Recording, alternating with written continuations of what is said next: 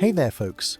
Welcome to our cozy nook of tales and adventures. Today, like every episode, we're unlocking the doors of imagination to explore new worlds, meet fascinating characters, and experience unique emotions. I promise to take you on an unforgettable journey through the power of words. So get comfy, grab your favorite drink, snuggle into that perfect spot, and get ready to lose yourself in a new story. Leave the outside world behind for a while, and dive with me into the depths of storytelling. If you enjoy our content and want to support the channel, consider hitting the subscribe button and giving the video a thumbs up. Now, without further ado, let's dive into today's story.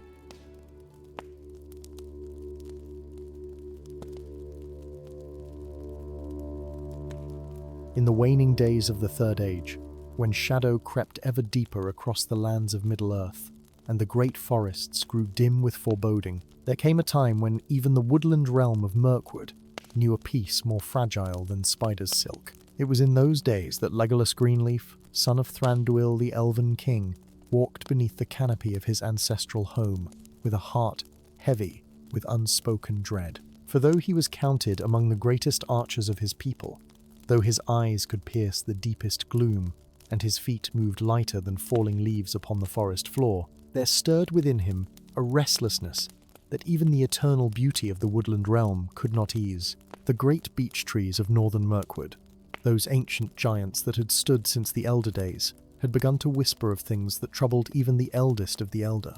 Their leaves, which should have shone golden in the autumn light, had taken on a sickly hue, and their branches creaked with a sound like distant weeping. Legolas had noticed this change, as had his father, though neither spoke openly of what it might portend. The wood elves were a proud people, slow to admit that darkness could touch their realm, yet the signs were there for those with eyes to see.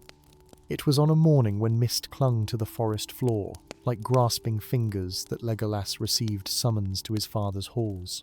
The great underground palace, carved from living stone and adorned with the artistry of countless generations, stood as a testament to the endurance of the woodland realm. Yet even here, in these halls of beauty and light, Legolas sensed a change. The songs that usually echoed through the carved chambers had grown fewer, and those that remained carried undertones of sorrow that had not been there in years past. Thranduil sat upon his throne of carved wood, his crown of autumn berries and woodland flowers resting upon hair that flowed like starlight given fawn. His eyes, ancient and knowing, fixed upon his son with an intensity that spoke of matters grave beyond measure. Beside the throne stood Gallion, the king's butler and trusted counselor, his face bearing the weight of news that brought no comfort. "My son," Thranduil began, his voice carrying the music of ages yet touched with an edge sharp as winter frost. "Word has come from the borders of our realm. The hunters who range far to the south, where our forest meets the darkness that men call Dol Guldur, have found something that fills my heart with dread. 3 nights past, they discovered a clearing where no clearing should be, a wound in the forest that speaks of corruption deliberate and cruel. The trees there do not merely die, they twist and writhe as though in agony, and from their tortured forms seeps a substance black as the void between stars." Legolas felt a chill run through him that had nothing to do with the temperature of the halls. He had walked in shadow before, had faced the great spiders that infested the southern reaches of Mirkwood, but something in his father's tone suggested this was different, more insidious than mere predation or natural decay. "There is more," Thranduil continued, and now his voice dropped to barely above a whisper, as though speaking too loudly might give power to the words themselves. "The hunters found footprints near the corrupted clearing, footprints that belong to no creature of forest or mountain. They are the tracks of something that walks upon 2 legs like a man or elf, yet the stride is wrong, too long, too purposeful. And where these feet have trodden, the very earth has turned to ash." Gallion stepped forward then, his weathered face grave with concern. "My lord prince," he said, addressing Legolas with the formality reserved for matters of state, "there is something else you must know. We have lost contact with the border garrison at Ravenhill. 3 days have passed since their last report, and the scouts we sent to investigate have not returned. Your father believes that whatever force has corrupted the southern forest may now be moving north toward the heart of our realm." The implications of this hung in the air like a sword suspended by a spider's thread. Mirkwood had endured much over the long years. The growing shadow of Dol Guldur, the invasion of the great spiders, the slow corruption that had transformed Greenwood the Great into the darker Mirkwood.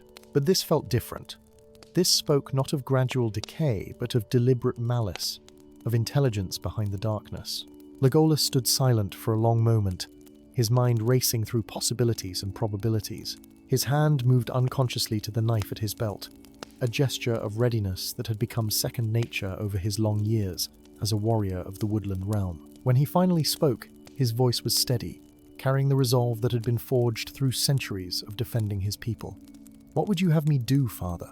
The answer came not from Thranduil, but from the shadows near the throne, where a figure had stood so still that even Legolas's keen eyes had not initially marked its presence. The figure stepped forward into the light, revealing itself to be an elf maiden of extraordinary beauty, her dark hair woven with silver threads, and her eyes holding a depth of knowledge that seemed ancient even among the deathless. Legolas recognized her as Miriel, keeper of the woodland law, and one of the few among their people who remembered the days before darkness had first touched their forest. "You must go south, Prince of the Woodland Realm," she said, her voice like music played on instruments of starlight. "You must find the source of this corruption and determine whether it can be fought or if we must prepare for something far worse. But you will not go alone."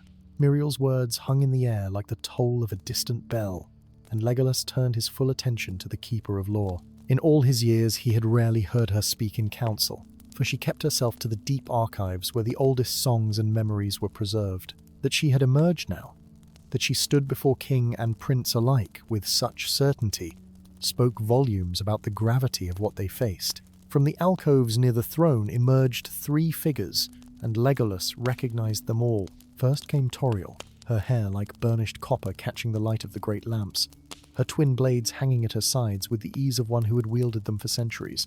She was captain of the guard, fierce and loyal, and her green eyes met his with a determination that needed no words.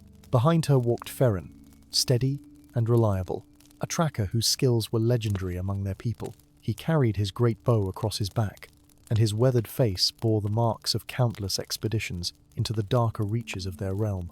The third figure surprised Legolas, for it was Laerorn, an elf of the healing arts who rarely ventured beyond the boundaries of the palace grounds. His hands were meant for tending wounds and cultivating the gardens of lore where the rarest plants grew. Yet here he stood, a pack upon his back and a staff of white wood in his hand. His silver eyes held a sadness that spoke of knowledge hard won and dearly kept. "These three shall accompany you," Thranduil said, rising from his throne in a gesture that drew all eyes to him. Tauriel for her valor and skill at arms, Feren for his knowledge of the wild places, and Laerorn because what you face may require healing of a sort that blade and bow cannot provide. The corruption that spreads through our forest is not merely a physical threat. It touches the spirit of the woodland itself, and if we are to have any hope of turning it back, we must understand its nature. Miriel stepped forward again, and from within her robes, she drew forth a small crystal vial that seemed to contain liquid light. "This," she said, extending it toward Legolas, "is water from the enchanted stream that flows through the heart of our forest, blessed by songs sung when the world was young. If you encounter the corruption directly, this water may reveal its true nature, but use it sparingly, for once spent, its like cannot be renewed." The stream from which it came has long since fallen under shadow. Legolas took the vial with reverent care, feeling the warmth of it against his palm despite the coolness of the crystal. He tucked it into a pouch at his belt, securing it carefully. Around him, his companions were making their own preparations, checking weapons and supplies with the practiced efficiency of warriors who had faced darkness before. "When do we depart, my lord?" Feren asked, his voice gruff but respectful. The king's expression grew grave, and he gestured toward the great windows that opened onto the forest beyond. "Now," he said, simply. "Every moment we delay, the corruption spreads. Already it has claimed leagues of our southern reaches, and if the garrison at Ravenhill has indeed fallen, then the danger moves ever northward. You must discover the source, and if possible, destroy it. But if you find that this evil is beyond your power to combat, then you must return with word, that we might prepare our people for what is to come." The weight of this charge settled upon Legolas like a physical burden. yet he showed no sign of hesitation. He bowed deeply to his father, a gesture of respect that carried with it acknowledgement of duty accepted and responsibility embraced. His companions did likewise, and then, without further ceremony, they turned toward the passages that would lead them up and out into the forest proper. As they climbed the winding stairs carved from living rock, Tauriel moved to walk beside Legolas. Her voice, when she spoke, was low enough that only he could hear. "I have heard rumors from the scouts, Prince. They speak not only of corruption, but of a presence, something that watches from the shadows and does not reveal itself. Some say it is a spirit of the forest turned malevolent, while others whisper of darker things, servants of the enemy that was thought vanquished." Legolas nodded slowly, his mind turning over these possibilities. He had faced many evils in his time, but the uncertainty of what awaited them in the southern forest troubled him more than he cared to admit. "Whatever it is," he replied, "we shall face it together. The woodland realm has endured for age upon age, and it shall endure still if we have the courage to defend it."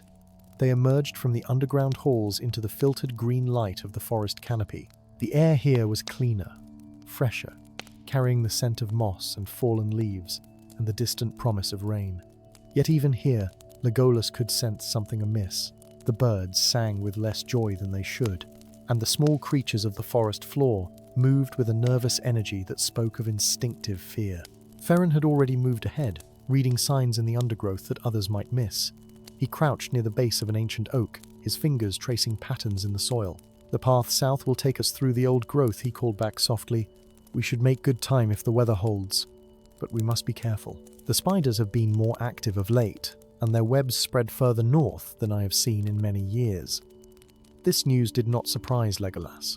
The great spiders of Mirkwood were an ever-present danger, descended from the ancient horror that had once dwelt in the mountains far to the east. They were cunning and malicious, and they seemed to thrive wherever darkness gathered.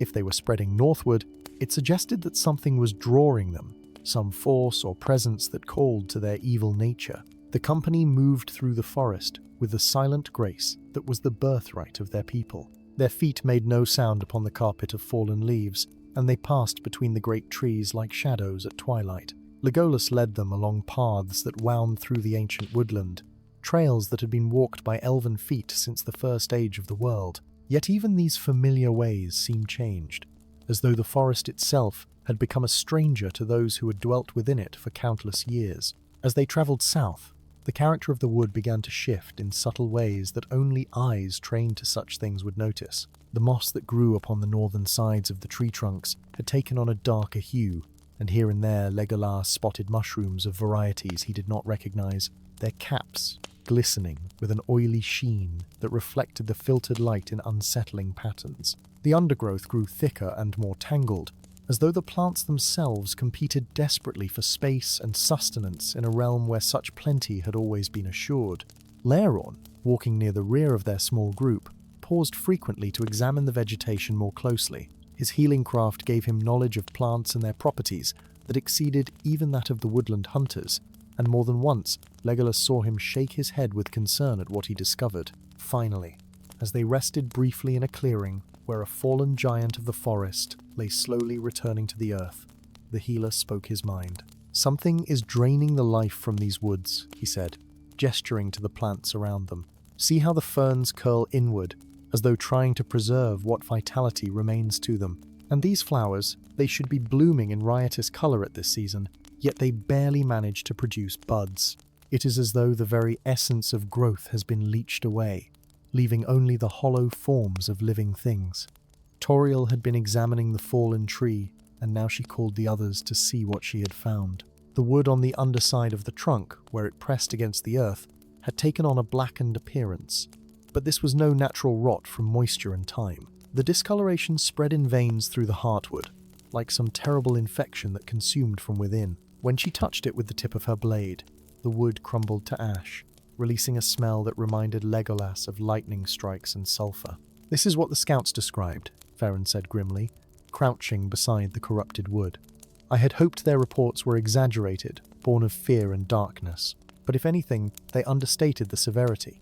A corruption that can eat through the heartwood of an oak that has stood for 1,000 years is no small evil." They pressed on, and as the sun climbed toward its zenith, the signs of corruption grew more pronounced. Entire groves of trees stood leafless and grey, their branches reaching toward the sky, like skeletal fingers grasping at hope that would not come.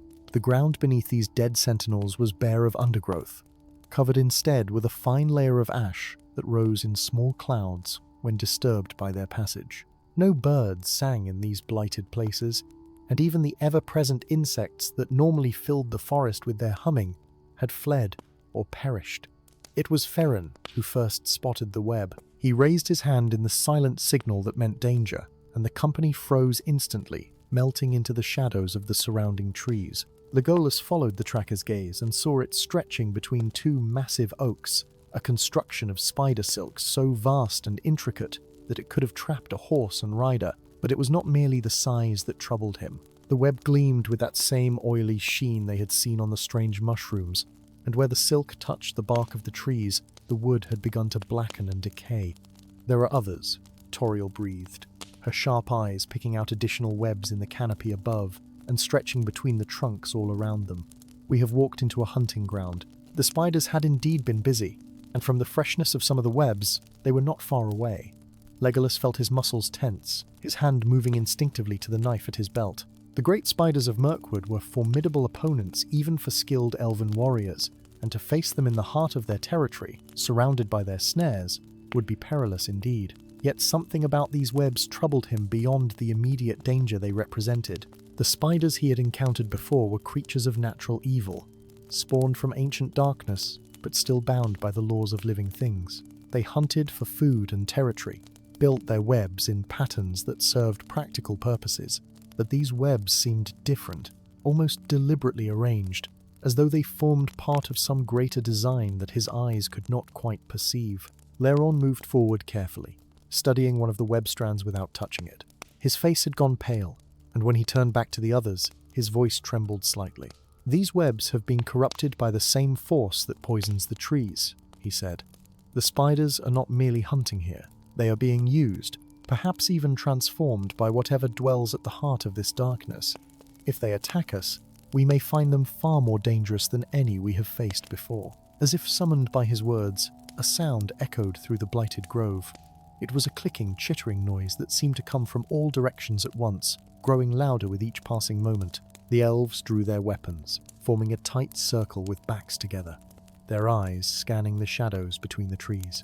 The first spider emerged from the shadows like a nightmare-given form. It was larger than any Legolas had seen before, its body the size of a small pony, covered in coarse black hair that seemed to absorb the light rather than reflect it. But it was the eyes that struck terror into the heart, 8 glowing orbs that burned with an intelligence malevolent and hungry beyond the simple predatory instinct of beasts. Where normal spiders had eyes like polished jet, these gleamed with the same oily iridescence that marked the corrupted webs, as though some foul essence had seeped into the very substance of the creature.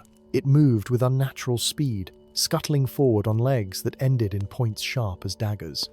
Tauriel was the first to strike, her twin blades flashing in a silver arc that caught the spider across its nearest leg. The limbs separated from the body with a sound like tearing leather, and thick black ichor spurted from the wound. But instead of retreating as a normal spider would have done, the creature pressed its attack, seemingly heedless of injury or pain. Its mandibles clacked together mere inches from Tauriel's face, before Feren's arrow took it through one of its cluster of eyes, sending it tumbling backward into the undergrowth. Yet even as that first spider fell, 3 more emerged from different directions, their movements coordinated in a way that spoke of purpose rather than random hunting behavior. They came at the elves from multiple angles, seeking to separate the companions and drag them into the shadows where their venom and silk could do its work. Legolas loosed arrow after arrow, each shaft finding its mark with the precision born of centuries of practice. But for every spider that fell, another appeared to take its place, as though the corruption had spawned an endless supply of these twisted creatures. One of the spiders managed to break through their defensive circle, lunging directly at Laerorn with speed that belied its massive size. The healer swung his white staff in a wide arc, and where the wood struck the spider's carapace, there was a flash of light and the smell of burning. The creature recoiled, shrieking in a voice that sounded almost human in its agony. The staff, Legolas realized, must have been blessed with some power that worked against the corruption, turning what should have been a simple blow into something far more potent. "Take the staff," Laerorn called out, holding the white wood before him like a torch. It drives them back. They fear its touch more than blade or arrow. Indeed, the spiders that had been pressing their attack most aggressively now hesitated, their burning eyes fixed on the staff with something that might have been recognition or ancient memory. They circled warily, clicking and chittering to one another in their hideous language, as though debating whether the prize of elven flesh was worth the pain that staff could inflict. But their hesitation did not last long. From deeper in the blighted grove came a sound that made even the corrupted spiders pause, a deep thrumming note that seemed to vibrate through the very earth.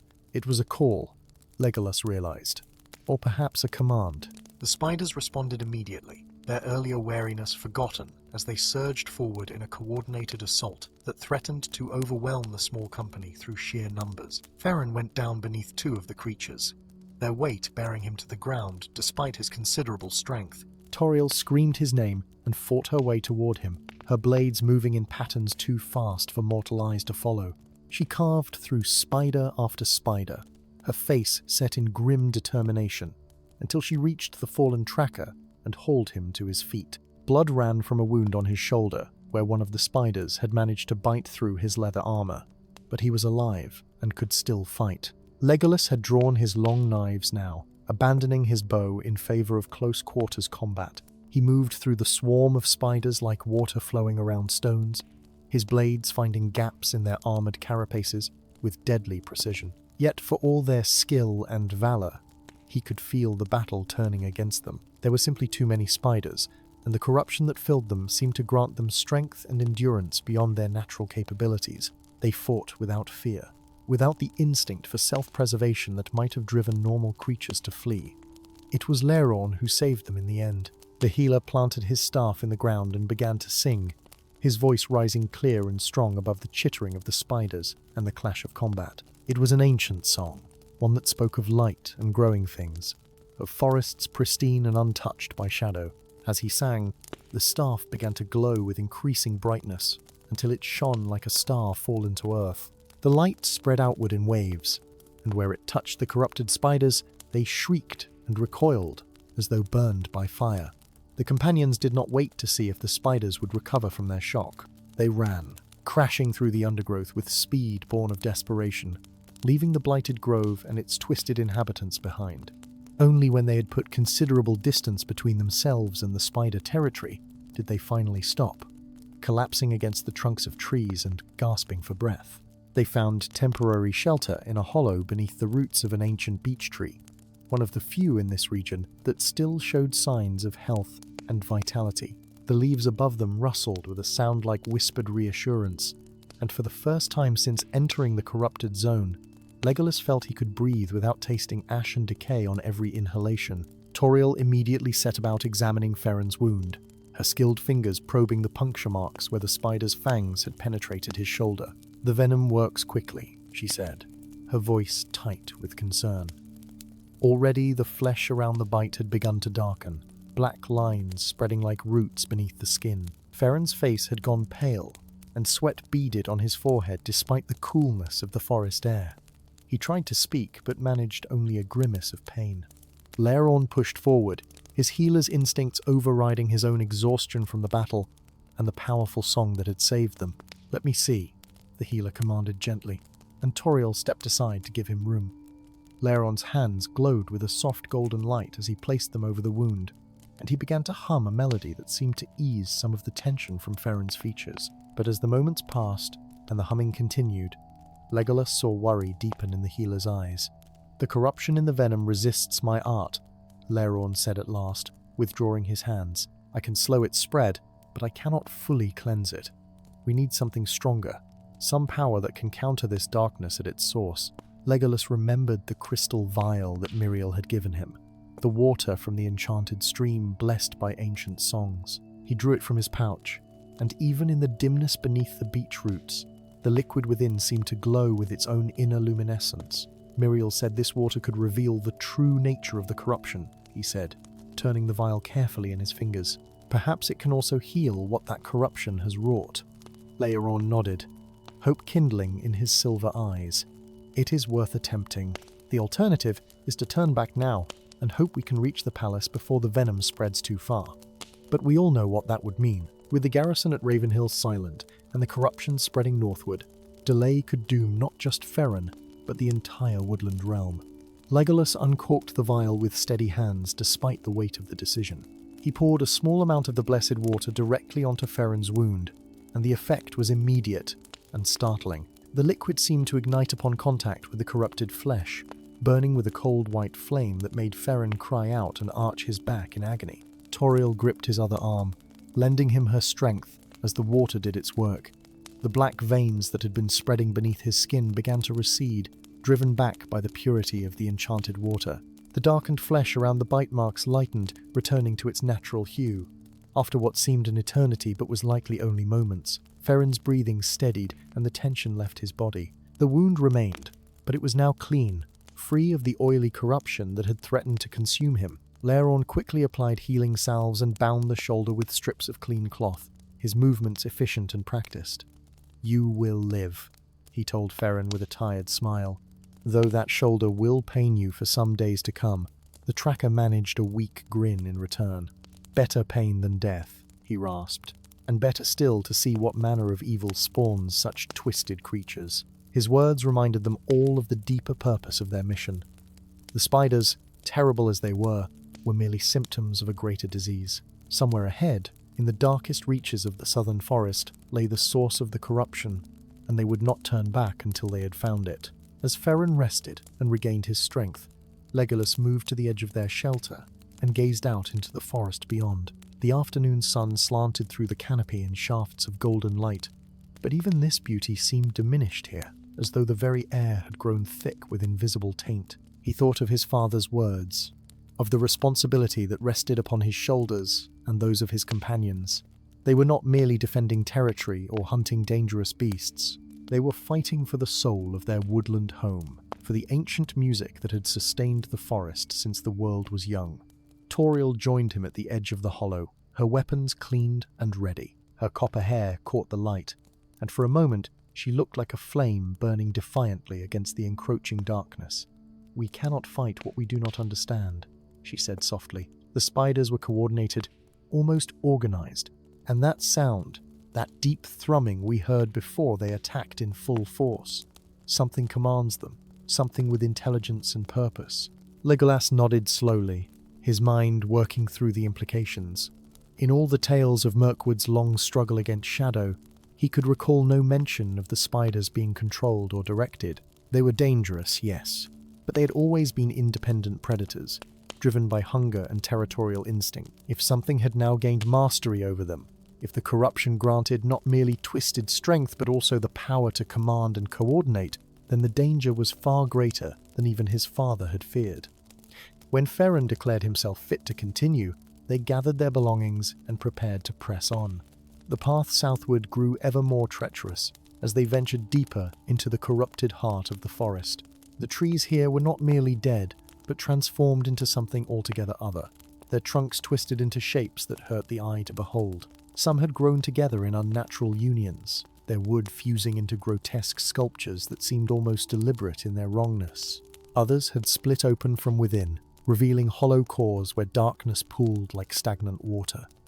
The ground beneath their feet had taken on a spongy quality, as though the earth itself was beginning to rot. Feren led them with increasing caution, his tracker's instincts working overtime to find safe passage through this transformed landscape.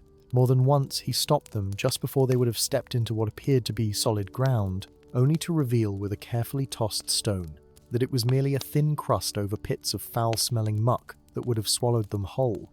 The air had grown thick and humid, carrying scents that reminded Legolas of battlefields days after the fighting had ended, of flesh and vegetation decaying together in the sun. They came upon the first of the bodies as the sun began its descent toward evening. It was an elf, one of their own people, though the corruption had worked such changes that only the basic shape remained recognizable. The warrior lay against the base of a corrupted tree, his bow still clutched in hands that had stiffened in death. But it was not the manner of his death that chilled Legolas to his core. It was the expression frozen on his face, a look of such absolute horror and despair that it seemed to transcend mere physical terror. This elf had seen something in his final moments that had broken his spirit before his body failed. Laerorn knelt beside the fallen warrior, his face grave as he examined the remains. "There are no wounds," he said quietly, "no marks of violence or spider venom. It is as though his life was simply drained away, pulled from his body by some force I cannot name." He looked up at the others, and in his eyes, Legolas saw genuine fear. This was no warrior fallen in honest battle. This was something far worse. Tauriel had moved away from the body, searching the surrounding area with methodical care.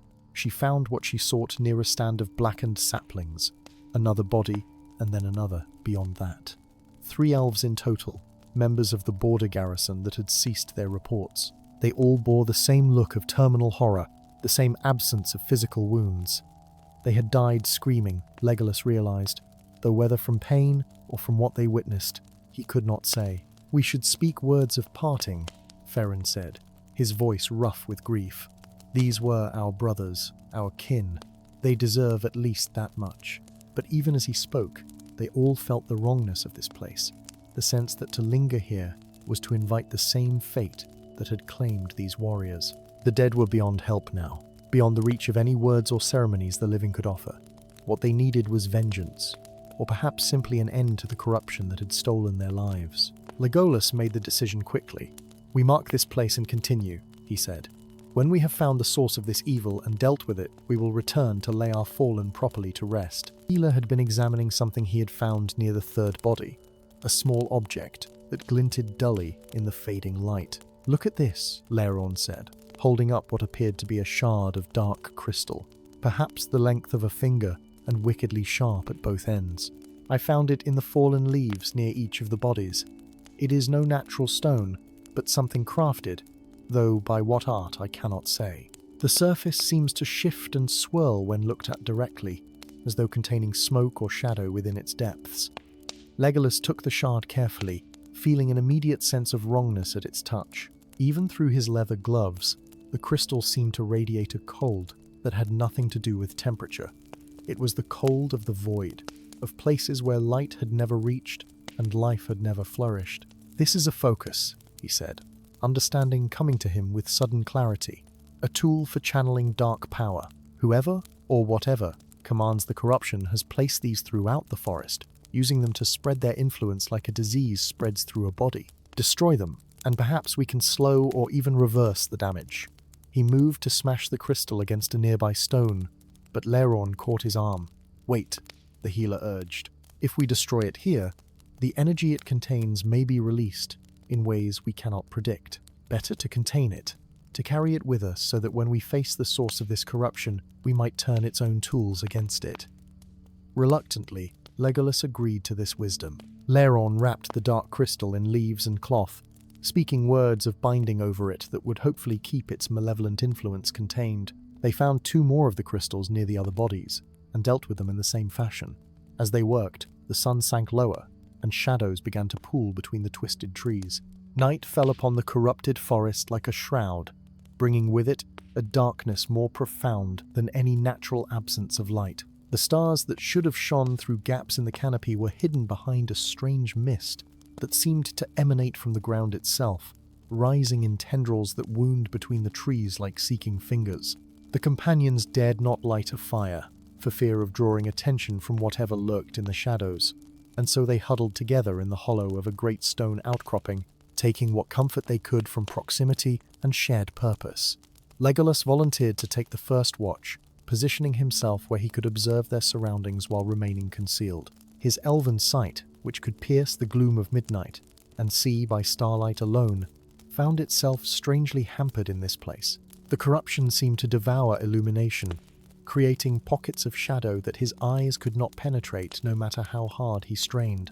It was in these blind spots, he knew, that danger would come if it came at all.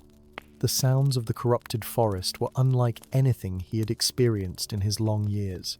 There were no nightbirds calling, no rustle of small creatures in the undergrowth, no cricket song or frog chorus. Instead, there came occasional sounds that defied easy description. A wet sliding noise that might have been something large moving through the muck, a distant keening that rose and fell like the wind but carried undertones of deliberate voice. And always, always, that deep thrumming they had heard before the spider attack, now so low and constant that it was felt more than heard, a vibration in the bones and teeth. Tauriel relieved him at midnight, her eyes as troubled as his own. "Did you see anything?" she whispered, and Legolas shook his head. "Nothing I could name," he replied. "But I felt watched, felt eyes upon us from directions I could not determine. Whatever dwells at the heart of this corruption, it knows we are here. It has known since we entered its domain, perhaps since we left the palace halls." The thought was disquieting. The idea that they had been observed and assessed from the beginning, that their every move had been anticipated. Sleep came fitfully to Legolas, and when it did, it brought dreams that were not entirely his own. He saw the forest as it had been in ages past, green and vital and filled with song. He saw the great trees in their youth, saplings reaching toward a sun that shone clear and bright. But then came shadow, creeping from the south like a stain spreading through cloth. He saw the trees sicken and die, saw the spiders multiply and grow twisted, saw elves fleeing northward before a force that could not be fought with blade or bow, and at the center of it all, shrouded in darkness too thick to penetrate, he glimpsed a figure, tall and robed, with eyes that burned like coals in a dying fire. He woke with a start, as Feren shook his shoulder, the first grey light of pre-dawn filtering through the mist. The tracker's face was drawn with exhaustion, and something more, a haunted look that suggested his own sleep had been no more restful than Legolas's. "We all dreamed," Feren said quietly. "Laerorn and Tauriel too. The same dream, or near enough. A warning, perhaps, or a glimpse of what lies ahead. Either way, we must be prepared for what we may face." They broke their meagre fast with lembas, the waybread of the elves that sustained body and spirit even when other food would fail. But even that blessed provision seemed diminished here, its taste less sweet, its nourishment less complete, as though the corruption leached strength from everything it touched. Laerorn examined their supply with concern. "We should have enough to see us through," he said, "but I would not linger in this place longer than necessary. The very air works against us, sapping our strength in ways subtle but cumulative." As they prepared to continue southward, Tauriel made a discovery that brought them all to attention. She had been scouting the perimeter of their camp when she found tracks pressed into the soft earth, tracks that circled their position in a wide arc. They were not spider tracks, nor any other creature's prints that she recognized. They were footprints, made by something that walked upright on two legs, but the stride was wrong, too long, and the impression showed claws or talons rather than toes. "Something watched us through the night," she said, and her hand rested on the hilt of her blade, something that chose not to attack, though it could have done so easily while we slept. The implications were clear and troubling. Whatever commanded the corruption was intelligent enough to observe, rather than simply destroy, confident enough in its power that it felt no need to strike while they were vulnerable. It was playing with them, Legolas realized, or perhaps testing them, measuring their worth, before deciding how to dispose of them. The tracks led south, and they had no choice but to follow. The tracks led them through the most blighted region they had yet encountered, a place where the corruption had worked such complete transformation that calling it forest seemed a mockery. The trees here had been reduced to standing pillars of blackened wood, their branches fused together overhead to form a ceiling that blocked out what little light penetrated the perpetual mist. The effect was of walking through some vast and terrible cathedral, one dedicated not to creation, but to its undoing. The silence here was absolute and oppressive, broken only by the sound of their own breathing and the occasional drip of some foul liquid from the twisted canopy above. Feren moved with extreme caution now, testing each step before committing his weight, for the ground had become treacherous beyond measure. What appeared solid often proved to be thin crust over pools of corruption that bubbled and steamed with noxious vapors. Twice they had to backtrack when their path forward proved impassable, forcing detours that took them deeper into the blighted heart of the forest. And always the tracks continued, leading them onward with what seemed like deliberate purpose, as though they were being guided rather than following. It was near midday, though the light filtering through the corrupted canopy gave no clear indication of the hour, when they found the clearing. It opened before them suddenly, a perfect circle of open ground perhaps 50 paces across, and at its center stood a structure that defied immediate comprehension. It appeared to be a tower, though whether it had been built or grown was impossible to say. The substance of it was part stone, part wood, part something else entirely that seemed to shift and flow when observed from the corner of the eye. Dark crystals, like the ones they had found near the bodies, protruded from its surface at regular intervals, and from these emanated that deep thrumming that had haunted their journey. Around the base of the tower, arranged in a circle that mirrored the clearing's edge, stood 7 figures. They were tall, taller than elves, draped in robes that might once have been grey, but were now stained the colour of old blood and ash. Their faces were hidden deep within their cowls, but Legolas could feel their attention upon him and his companions like a physical weight. These were not orcs or spiders or any natural creature of Middle-earth. These were something far older and far more terrible. Servants of darkness that predated the current age. One of the robed figures stepped forward, and when it spoke, its voice was like stone grinding upon stone, like the death rattle of dying worlds. "Welcome, Prince of the Woodland Realm," it said, and there was mockery in those words, cruel amusement at some jest only it understood. "We have waited long for your coming. The corruption that brings you here was laid not for conquest alone, but as bait for those who would oppose it. You and your companions have walked willingly into a trap from which there can be no escape." Tauriel had her blades drawn, and Feren had knocked an arrow to his bow, but Legolas raised his hand to stay them. To attack now would be to invite swift destruction, for he could sense the power that radiated from these beings, could feel the wrongness of their existence like a discordant note in the music of creation. They needed to understand what they faced before committing to battle. "What are you?" he called out, his voice steady despite the fear that churned in his gut. "What purpose does this corruption serve?" The figure tilted its head, and though Legolas could not see its face, he felt certain it was smiling. "We are the Forsaken," it replied, "cast out in ages past for seeking knowledge that the Valar deemed forbidden. We dwelt in darkness and shadow, growing strong in exile, learning the arts of unmaking and decay. This forest, this precious woodland realm of yours, it shall be the first to fall. From here, the corruption will spread across all of Middle-earth, transforming it into a realm more suited to our tastes. A realm of entropy and ending, where nothing grows and nothing lives save by our sufferance." Laerorn stepped forward then, his white staff glowing with increasing intensity. "You speak of the Úvanimar," he said, and his voice trembled with horror at the realization. "The despoilers, who in the First Age sought to corrupt the music of the Ainur itself. You were cast into the void, unmade by the will of Ilúvatar himself. How can you have returned?" The figure laughed, a sound like breaking bones. "Not unmade, healer, merely dispersed, our essence scattered to the far corners of existence. But essence, once given form, remembers itself. Through long ages we have gathered, drawn together by will and purpose, and now we have found a crack in the world through which we may return. The ancient evil that once dwelt in Dol Guldur, though driven forth, left behind residue of its power.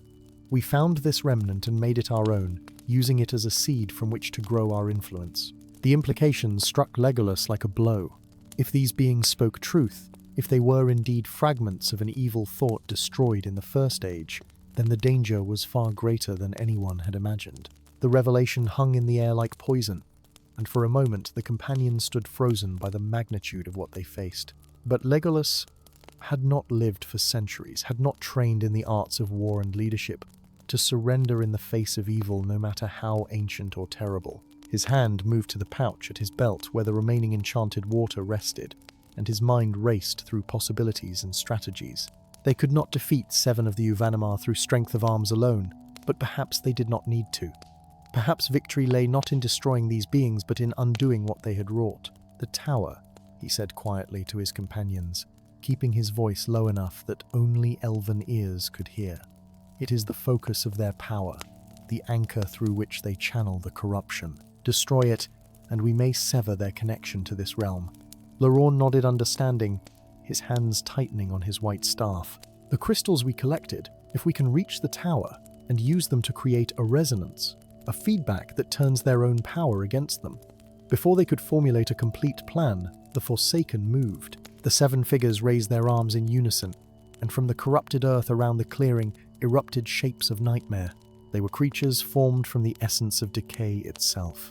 Twisted amalgamations of spider and shadow and corrupted wood, their forms constantly shifting and reforming as though unable to maintain coherent shape. They came at the companions from all sides, their movements accompanied by that deep thrumming that now rose to a deafening pitch. Tauriel met the first wave with her twin blades flashing, cutting through shadowy flesh that reformed almost as quickly as she could damage it. "These things cannot be killed by normal means," she shouted over the din of battle. "We must reach the tower." Feren's arrows flew with desperate speed, each shaft finding its mark but doing little to slow the advance of creatures that knew no pain and feared no death. He backed toward Legolas, his quiver already half empty, his face set in grim determination. Legolas made his decision in an instant. "Laerorn, give me your staff," he commanded, and the healer complied without hesitation, understanding the plan without need for explanation. Legolas took the white wood in one hand and drew his longest knife with the other.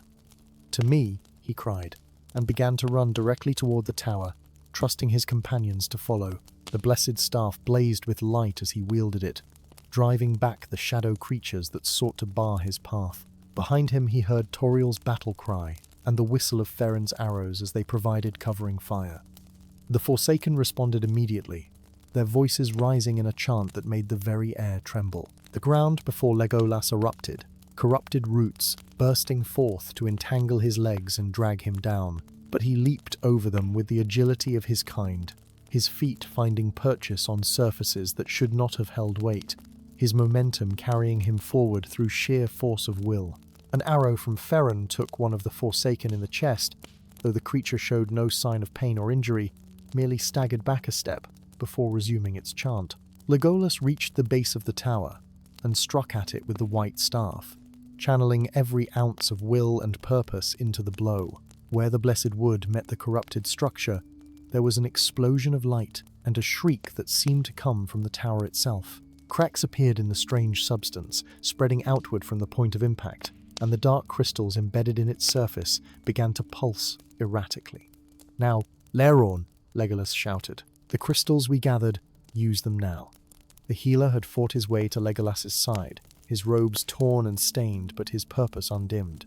From his pack he drew the wrapped dark crystals they had collected from the sites of the fallen elves, and with words of power he had learnt in his long study of the healing arts, he began to alter their nature. The corruption within them, which had been tuned to spread decay, he now attuned to the opposite frequency, to growth and renewal and life. It was dangerous work, for to touch such darkness, even with the intent to transform it, was to risk contamination. But Laerorn did not falter.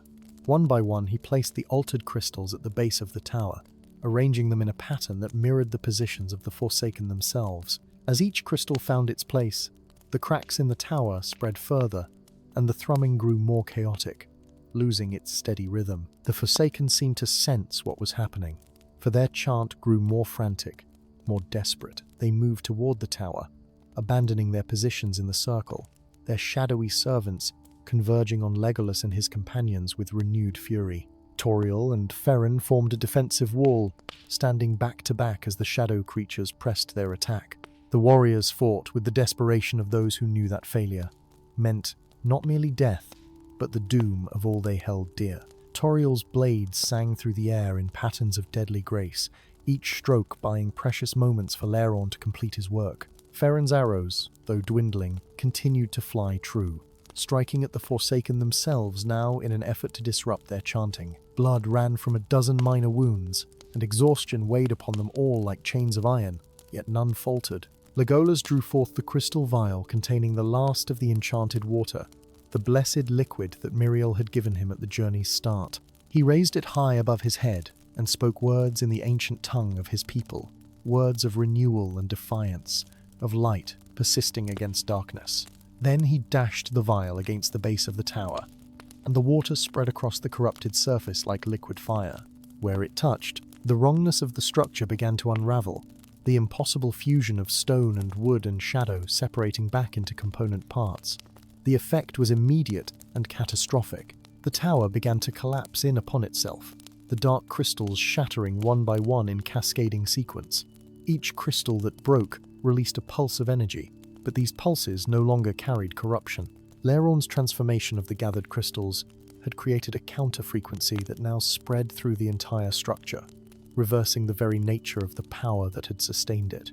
The thrumming that had been the heartbeat of corruption rose to an ear-splitting shriek and then fell suddenly silent. The Forsaken screamed as one, a sound of rage and anguish that shook the corrupted trees and sent the shadow creatures dissolving into mist. They rushed toward the collapsing tower, their forms beginning to fray at the edges as the anchor that had allowed them to manifest in the physical world came undone. One of them reached out toward Legolas with hands like claws, and he felt a cold that went beyond flesh and bone, that touched the very spirit. But Laerorn was there, his bare hands glowing with golden light, as he interposed himself between Prince and Forsaken. "You have no power here," the healer declared, his voice ringing with authority that seemed to come from beyond himself, from the ancient powers that had shaped Middle-earth in its youth. "The Valar cast you out once, and by their grace and our will, we cast you out again. Return to the void that spawned you, and trouble this realm no more." The golden light flared brighter than the sun, and the Forsaken recoiled, their substance burning away like morning mist before the dawn. One by one, the seven figures dissolved, their forms scattering to particles of darkness that the light consumed utterly. Their final screams echoed across the blighted forest, and then faded into silence absolute. The tower completed its collapse, falling in upon itself until nothing remained but rubble and ash. And with its destruction, the corruption that had spread through the southern reaches of Mirkwood began to recede. The change was not instantaneous, but it was profound and unmistakable. The oily sheen that had coated the twisted vegetation began to evaporate like dew beneath summer sun. The oppressive weight that had pressed upon their hearts lifted, and they could breathe freely for the first time since entering this cursed place. Around them, the forest shuddered as though waking from nightmare, and in the sudden quiet, they heard a sound they had not expected. It was birdsong, tentative and questioning, as the first brave creatures emerged from hiding to test the transformed air. The companions stood together amid the ruins of the tower, their bodies battered and weary, but their spirits unbroken. Legolas looked to each of them in turn, seeing in their faces the reflection of his own exhaustion and triumph. "We have done it," Tauriel said softly, wonder filling her voice. "Against all odds and ancient evil, we have saved our forest." But Laerorn shook his head gently, his healer's wisdom tempering celebration with caution. "We have turned back this darkness," he said, "but the forest will take long years to fully heal. The corruption ran deep, and its scars will not fade quickly. Yet there is hope now where before there was only despair, and that is no small victory." They made camp that night at the edge of the clearing, keeping watch over the ruins to ensure that no remnant of the Forsaken's power remained to threaten them. But the night passed peacefully, and when dawn broke, it came with clear golden light that had not touched this place in far too long. They began the long journey back to the palace, traveling through a forest that grew healthier with each league they covered northward. Where the corruption had been strongest, green shoots already pushed through the ash, and trees that had seemed dead beyond recovery began to show the first tentative signs of renewal.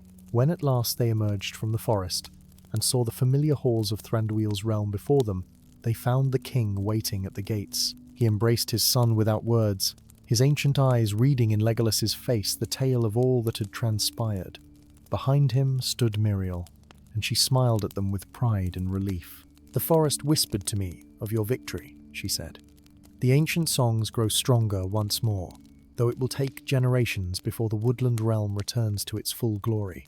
Thus ended the tale of how Legolas Greenleaf and his brave companions faced the return of an evil thought vanquished in ages past and drove it back into darkness once more. In the years that followed, the southern reaches of Mirkwood slowly healed, the corruption giving way to new growth. The tale was told and retold in the halls of the woodland realm, a reminder that even against the most ancient evil, courage and sacrifice could prevail.